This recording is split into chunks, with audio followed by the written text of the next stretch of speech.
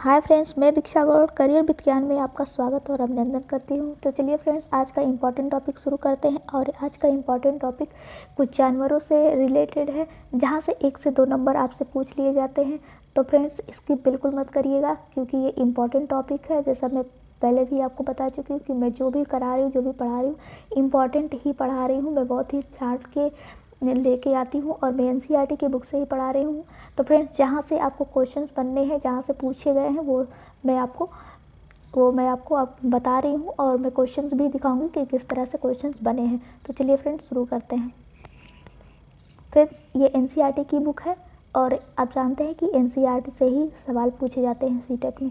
Friends, यहाँ से देखिए, बहुत साल पहले एक वैज्ञानिक ने इसी तरह के कई प्रयोग किए थे। वे इस नतीजे पर पहुँचे कि चींटियाँ चलते समय ज़मीन पर कुछ ऐसा छोड़ती हैं जिसे सूंघकर पीछे आने वाली चींटियों को रास्ता मिल जाता है। फ्रेंड्स, ये आप याद रखिएगा कि चींटियाँ जब चलती है, जैसे कतार में, जैसे आप देख पा रहे हैं लाइन से चल रही हैं, तो आपने देखा होगा, अपने घरों में देखा होगा कि बरसात वगैरह में ज़्यादा चींटियाँ होती हैं। आपने देखा होगा ऐसे लाइन से, जैसे हम लोग गाँव में बोलते थे बारात जा रही है चींटी की, देखो बारात जा रही, तो वो लाइन से, तो क्यों वो लाइन से ही क्यों जाती हैं? क्योंकि यहाँ एनसीईआरटी ने बोल रखा कि जब वो चलती हैं तो अपने पीछे कुछ ऐसा छोड़ती हैं, कुछ गंध जैसा, कुछ ऐसा कुछ पदार्थ छोड़ती जाती हैं, कुछ ऐसा छोड़ देती हैं जिन्हें पीछे जो आने वाली चींटी होती है उन्हें सूंघ कर चलती है, जिससे कि वो उनकी जो लाइन बनी होती है वो सीधी ही जाती है, इधर उधर छिटक के वो नहीं जाती। तो आपसे पूछा जा सकता है कि क्यों वो एक लाइन में जाती हैं? तो वहाँ ऑप्शन में होगा कि कुछ ऐसा गंध जैसा छोड़ती हैं जिसे सूंघ कर पीछे आने वाली चींटी भी उन्हीं के आगे जाने वाली चींटी के पीछे ही लग जाती है, लाइन में लग जाती है। और अब आप यहाँ देखिए, कुछ नर कीड़े मकोड़े अपनी मादा कीड़े की गंध से उसकी पहचान कर लेते हैं।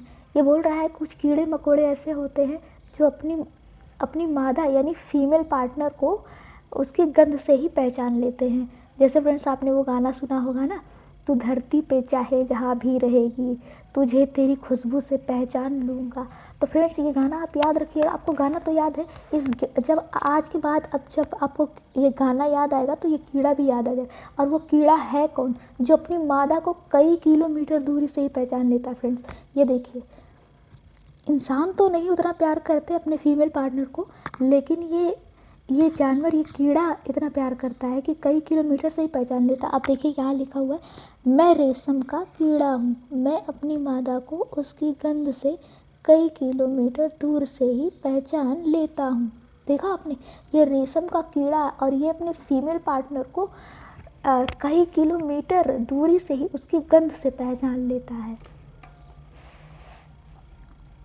और अब आप यहाँ देखिए, आप याद रखिएगा, ये क्वेश्चन में पूछ लिया जाता है कि कौन सा ऐसा कीड़ा जो अपनी मादा को कई किलोमीटर दूर से उसकी गंध से पहचान लिया जाता है? तो रेशम का कीड़ा है, आप याद रखिएगा।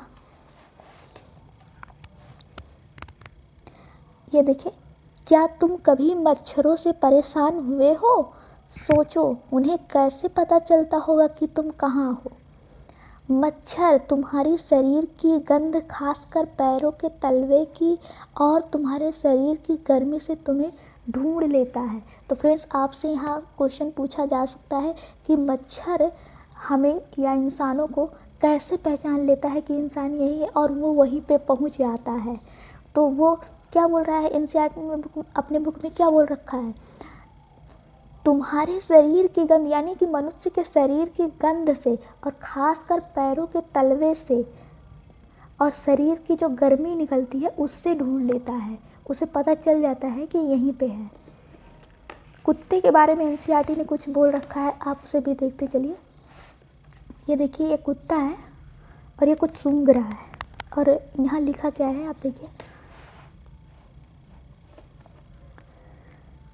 क्या तुमने कभी किसी कुत्ते को इधर उधर कुछ सूंघते हुए देखा है? सोचो, कुत्ता क्या सूंघता होगा? सड़कों पर कुत्तों को भी अपनी जगह बटी होती है। एक कुत्ता दूसरे कुत्ते के मल मूत्र की गंध से जान लेता है कि उसके इलाके से बाहर का कुत्ता आया था। तो फ्रेंड्स कुत्ते भी जान लेते हैं कि उनके इलाका, उनका अलग अलग इलाका बटा होता है कि भैया ये एरिया हमारा है, ये एरिया तुम्हारा है। और जब कोई दूसरा कुत्ता किसी दूसरे कुत्ते के एरिया में जाता है तो वो जिस कुत्ते का एरिया होता है वो दूसरे कुत्ते के अगर वहाँ मल मूत्र कर देता है तो उसको पता चल जाता है कि कोई और कुत्ता आया था हमारे एरिया में। या फिर कोई कुत्ता दूसरे कुत्ते के एरिया में जाता है तो वो जान जाता है ये भाई किसी वहाँ के जो मल मूत्र होते हैं वहाँ से वो सूंघ के पहचान लेता है किसी दूसरे कुत्ते का एरिया है। फ्रेंड्स ये आप देख पा रहे होंगे, ये बाघ है, ये बाघ का चित्र बना हुआ है। मैं आपको एक बार दिखा दे रही हूँ। और ये एनसीईआरटी ने अपने बुक में इनके बारे में कुछ बोल रखा है, वो मैं आपको पढ़ के सुनाती हूँ। आप देख पा रहे होंगे, मैं जूम कर दे रही हूँ। और ये इम्पॉर्टेंट है, यहाँ से क्वेश्चन बने भी हैं। अभी मैं क्वेश्चन भी आपको दिखाऊंगी। तो देखिए क्या बोल रखा है, बाघ अंधेरे में हमसे 6 गुना बेहतर देख सकता है। ये आप याद रखिएगा फ्रेंड, बाघ जो होता है वो अंधेरे में हमसे यानी मनुष्यों से 6 गुना बेहतर देख सकता है। तो ये पूछा भी गया है कि बाघ मनुष्यों से कितने गुना तेज देख सकता है। और देखिए और क्या लिखा है बाघ के बारे में, बाघ की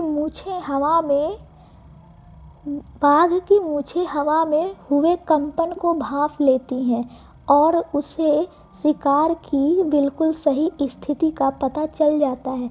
इससे इन्हें अंधेरे में रास्ता ढूंढने में भी मदद मिलती है।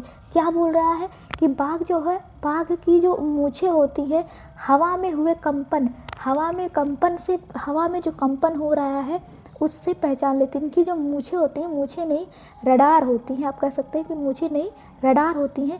ये अपनी मूछों से ही पहचान लेते हैं। हवा में जो हवा चलती है वो, उसमें हवा, आप जानते हैं हवा चलती है तो हल्की हल्की सी कंपन होती है, उससे ये पहचान लेते हैं अपने शिकारी को। और उसकी शिकारी को ही नहीं पहचानते बल्कि उसकी सही क्या बोला, बिल्कुल सही स्थिति का पता लगा लेते। मतलब उसकी कौन सी स्थिति में है कि मतलब वो मारने वाला है, कितनी दूरी पे है, पास में है, ये भी वो जान लेते हैं। और क्या बोल रहा है, इससे इन्हें अंधेरे में रास्ता ढूंढने में भी मदद मिलती है। और रास्ता ढूंढने में भी मदद मिलती है। इनकी मूछें, बताइए इनकी मूछें कितनी स्ट्रांग है। अब ये देखिए, यहाँ देखिए क्या लिखा हुआ है, बाघ अपने इलाके में मूत्र करके अपनी गंध छोड़ते हैं। यह इलाका कई किलोमीटर बड़ा हो सकता है। एक बाघ किसी दूसरे बाघ के मूत्र की गंध को झट पहचान लेता है। फिर उस इलाके में घुसना है या नहीं, यह तो उस बाघ की मर्जी है। देखिए जैसे कुत्ते होते हैं, उनका इलाका होता है और वो अपने इलाके में मल मूत्र त्याग देते थे, दूसरा कुत्ता पहचान लेता था। उसी तरह ये भी है, क्या बोल रहा है, बाघ अपने इलाके में मूत्र करके अपनी गंध छोड़, जो इनका जो एरिया बटा होता है, कई बाघ होते हैं जंगल में, एक ही तो होता नहीं है, तो कई बाघ होते हैं, तो सबका एरिया बटा होता है और वह अपने एरिया में गंध मूत्र के द्वारा गंध छोड़ देते हैं, जिससे कि अगर दूसरा बाघ घुस रहा है उनके एरिया में तो वह उनके गंध से जान लेता है कि दूसरे बाघ का ये एरिया है। फिर उसके एरिया में जाना है या नहीं जाना है, ये उस बाघ की मर्जी है। और जाएगा तो फिर 2 बाघ में लड़ाई होगी, क्योंकि आप जानते हैं कि भाई राजा तो एक ही होता है। और फिर देखिए यहाँ क्या लिखा है, बाघ मौके के अनुसार अपनी आवाज़ बदलता रहता है। गुस्से में अलग आवाज़ और बाघिन को बुलाना हो तो अलग आवाज़, कभी कराहना तो कभी गुर्राना। बाघ का गुर्राना 3 किलोमीटर दूर तक सुना जा सकता है। फ्रेंड्स आपने देखा, बाघ भी अलग अलग स्थितियों में अलग अलग आवाज़ निकालता है। अब जब ऐसे गुर्राना होता है, जब गुस्से में होता है तो अलग आवाज़ निकालता है, गुर्राता है। और जब अपनी बाघिन को बुलाता है, अपने फीमेल पार्टनर को बुलाता है तो अलग आवाज़ निकालता होगा, प्यार से बुलाता होगा थोड़ा। तो और क्या बोल रहा है, जब बाघ गुर्राता है तो 3 किलोमीटर दूरी तक सुना जा सकता है। और यहाँ देखिए बाघ हवा से पत्तों के हिलने और शिकार के झाड़ियों में हिलने से हुई आवाज़ में अंतर को भांप लेता है। बाघ के दोनों कान बाहर की आवाज़ इकट्ठा करने के लिए अलग अलग दिशाओं में बहुत ज़्यादा घूम भी जाते हैं। तो क्या बोल रहा है, बाघ जो है पत्तों के हिलने से और शिकार के झाड़ियों में हिलने से, मान लो कोई पत्ता हिल रहा है या कोई शिकारी है और वह झाड़ी में छिपा हुआ है, तो झाड़ियाँ हिल रही हैं, पत्ते जो हिल रहे हैं उनकी आवाज़ में वो अंतर कर लेता कि पत्ते अपने आप हिल रहे हैं या फिर उसमें शिकारी छिपा हुआ है तब हिल रहे हैं। इसमें वो अंतर कर, ये कहना चाह रहा है कि पत्ते अपने आप हिल रहे, हवा से हिल रहे या शिकारी झाड़ियों में छिपा हुआ है इसलिए हिल रहे। तो इन दोनों में अंतर कर लेता है मतलब अंतर को भांप लेता है बाघ, अंतर भांप लेता है। मतलब इतना ये होशियार, इतना शातिर होता है। और इनके जो कान होते हैं ये बाहरी आवाज़ को इकट्ठा करते रहते हैं और इनके कान जो है वो घूमते रहते हैं अलग अलग दिशाओं में, चारों दिशाओं में ये घूमते रहते हैं। ज़्यादातर इनके कान घूम लेते हैं और ये आवाज़ को इकट्ठा कर लेते हैं और इससे ये पता लगा लेते हैं कि कोई शिकारी छिपा हुआ है या ऐसे ही हवा के झोंकों से पत्ते हिल रहे हैं। तो फ्रेंड्स ये आप याद रखिएगा, यहाँ से क्वेश्चन भी बने हुए हैं।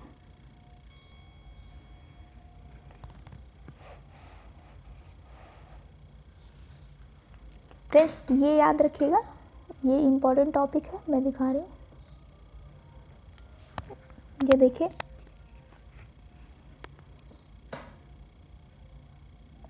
फ्रेंड्स वैसे पढ़ने के लिए बहुत कुछ है लेकिन मैं आपको वो चीज़ें बता रही हूँ जहाँ से क्वेश्चन बनने हैं। ये देखिए, हमारे देश में बाघ और अन्य कई जानवरों की गिनती इतनी कम हो गई है कि इनके लुप्त हो जाने का खतरा है। हमारे देश की सरकार इन्हें बचाने के लिए बहुत से जंगलों को सुरक्षा दे रही है, जैसे उत्तराखंड का जिम कॉर्बेट नेशनल पार्क और राजस्थान के भरतपुर ज़िले में घाना। इन जंगलों में जानवरों का शिकार मना है। यहाँ लोग जानवरों या जंगल को कोई नुकसान नहीं पहुँचा सकते।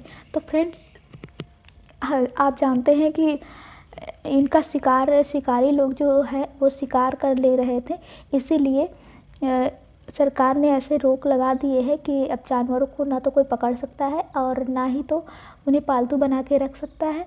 और इसके लिए यहाँ क्या इसने बोल रखा है, सरकार इन्हें बचाने के लिए बहुत से जंगलों को सुरक्षा भी दे रखी है। जैसे क्या, जैसे उत्तराखंड का जिम नेशनल पार्क जो है, उत्तराखंड का जिम कॉर्बेट नेशनल पार्क। तो आपसे यहाँ क्वेश्चन इस तरह से पूछ सकता है कि जिम कॉर्बेट नेशनल पार्क कहाँ पे है। तो आप यहाँ देख रहे उत्तराखंड का जिम कॉर्बेट नेशनल पार्क, तो कहाँ पे है, उत्तराखंड में। और यहाँ से क्वेश्चन पूछे भी गए हैं कई बार। तो जिम कॉर्बेट नेशनल पार्क कहाँ है, उत्तराखंड में। और देखिए राजस्थान के भरतपुर ज़िले में घाना भी नेशनल पार्क है। घाना नेशनल पार्क कहाँ है, राजस्थान में। और राजस्थान में जगह है भरतपुर, राजस्थान के भरतपुर में घाना नेशनल पार्क है। तो ये आप याद रखिएगा फ्रेंड्स। मैं राष्ट्रीय नेशनल पार्क के बारे में और भी कई राष्ट्रीय नेशनल पार्क जो इम्पोर्टेंट है उसके लिए मैं अलग से वीडियो बनाऊंगी, तो आप चिंता मत करिए। मैं और भी कई नेशनल पार्क आपको बताऊंगी।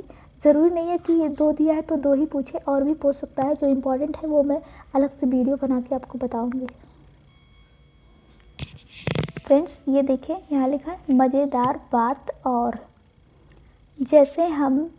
जैसे हमें इतने सारे रंग दिखाई देते हैं, उतने रंग जानवरों को दिखाई नहीं देते। देखो इन जानवरों को, ये चित्र कैसे दिखाई दे। आप देख रहे हैं फ्रेंड्स, ये देखिए, ये जानवर है और किसी को काला सफ़ेद दिख रहा है, किसी को थोड़ा सा रंग दिख रहा है, किसी को ज़्यादा दिख रहा है, किसी को और ज़्यादा दिख रहा है, इस तरह से दिख रहा है। तो यहाँ पे कुछ इम्पॉर्टेंट चीज़ें लिखी हुई हैं जहाँ से क्वेश्चन बने हैं 1-2 बार।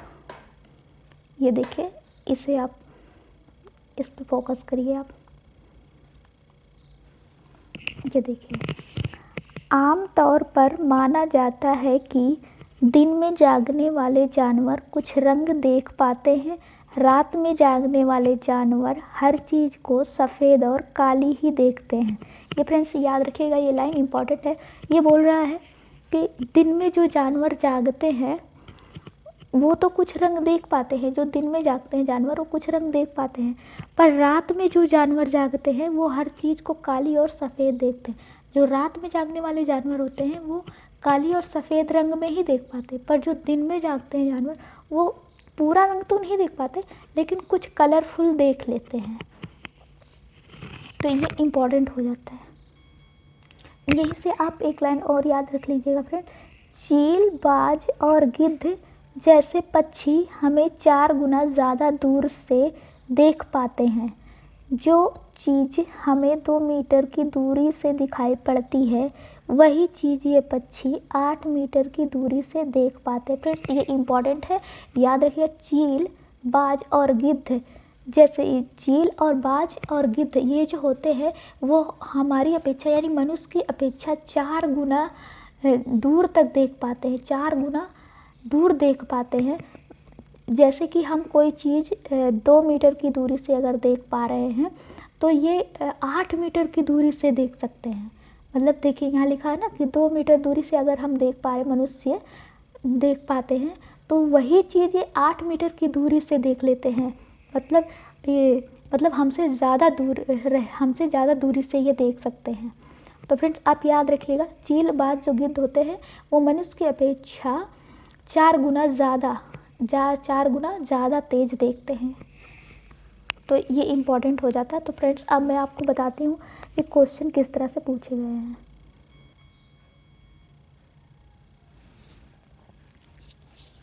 तो फ्रेंड्स आप देख पा रहे हैं यहाँ लिखा हुआ, निम्नलिखित में से किसकी सुनने की शक्ति इतनी तीक्ष्ण होती है कि वह वायु से पत्तों के हिलने की ध्वनि और घास पर किसी जानवर के चलने की ध्वनि में अंतर कर सकता है।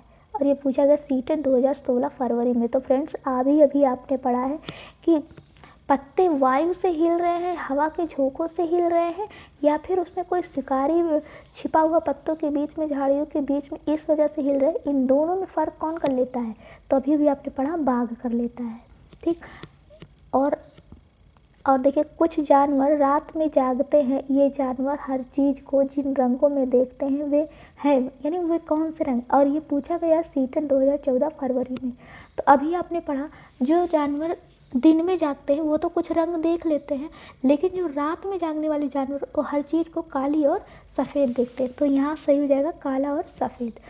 अब यही क्वेश्चन घुमा के पूछ लिया है। देखिए, रात में जागने वाले जानवर हर चीज़ को किस रंग में देख पाते हैं, और ये 2013 में पूछा गया। तो अभी आपने पढ़ा जो रात में जागते हैं जानवर वो काली और सफ़ेद देखते हैं।